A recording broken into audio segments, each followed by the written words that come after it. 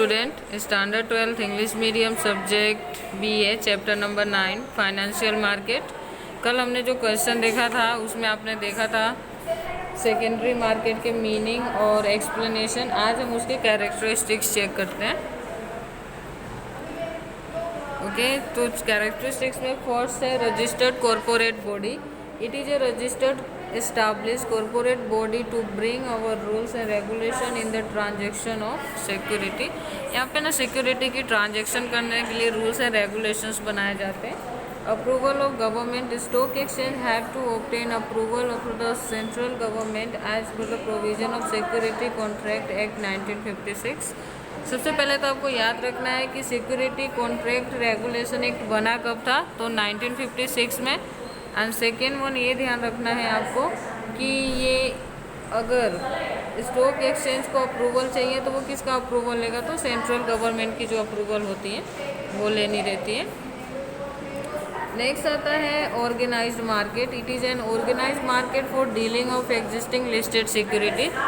जो secondary market है वो किसके लिए यूज़फुल होता है, तो हमने कल के लेक्चर में बात करी थी कि ये जनरली किस के लिए, तो जो पुरानी कंपनियां हैं उनके शेयर को लिस्ट करने के लिए, जो पहले से लिस्टिंग है मार्केट में उनके खरीद बेच के लिए ये यूज़ किए जाते हैं। फोर्थ है membership. Membership of a stock exchange must be obtain for the dealing transaction in the stock exchange. Okay, membership of stock exchange transaction करके, स्टॉक एक्सचेंज में ट्रांजेक्शन करके मीन्स कि शेयर की खरीद बेच करके आप स्टॉक एक्सचेंज के मेंबर्स बन सकते हो।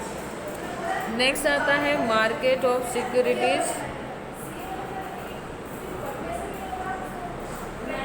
Stock exchange is approved organised market for buying and selling of securities. एक अप्रूव्ड मार्केट है, मीन्स कि इसमें किसी भी तरह के इलीगल एक्टिविटीज़ नहीं किए जाते। यहाँ पे ये सारे ट्रांजेक्शन को अप्रूव्ड करते हैं और सेलिंग जो सिक्योरिटीज़ होती है इसके हम बाइंग एंड सेलिंग करते हैं। Listing of securities. The securities which are listed on stock exchange are transacted in the stock exchange. जो सिक्योरिटीज स्टॉक एक्सचेंज के साथ लिस्ट हुए हैं उसका ट्रांजेक्शन भी कहाँ होगा, स्टॉक एक्सचेंज के अंदर। नेक्स्ट आता है management. The administration and management is conducted by board of directors.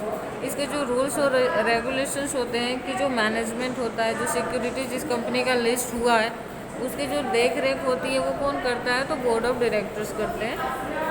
strict control over the members. The board of directors exercise strict control over the member through the disciplinary power granted to them।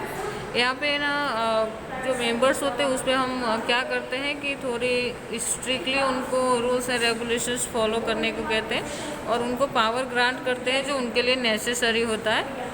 ठीक है, तो ये सारी चीज़ों की देख रेख करता कौन है, तो बोर्ड ऑफ डायरेक्टर्स होते हैं, वो करते हैं और मेंबर्स को उनके rules and regulations, term and condition समझाते हैं। Organisational structure. The organisational structure of stock exchange is to be form public company. तो ऑर्गेनाइजेशनल स्ट्रक्चर है जो स्टॉक एक्सचेंज का एक कौन से फॉर्म में काम करता है, तो पब्लिक कंपनी का जो फॉर्म होता है उसके लिए, क्योंकि हम देखते हैं कि पब्लिक कंपनियाँ ही मार्केट में शेयर इशू कर सकती हैं। Regulation of stock exchange. All the stock exchange in India are regulated by SEBI and security contract act. जो भी स्टॉक एक्सचेंज है इंडिया का वो किसके थ्रू रेगुलेट किए जाते हैं, सेबी के साथ, और ये सिक्योरिटी कॉन्ट्रैक्ट एक्ट यहाँ पे फॉलो किए जाते हैं।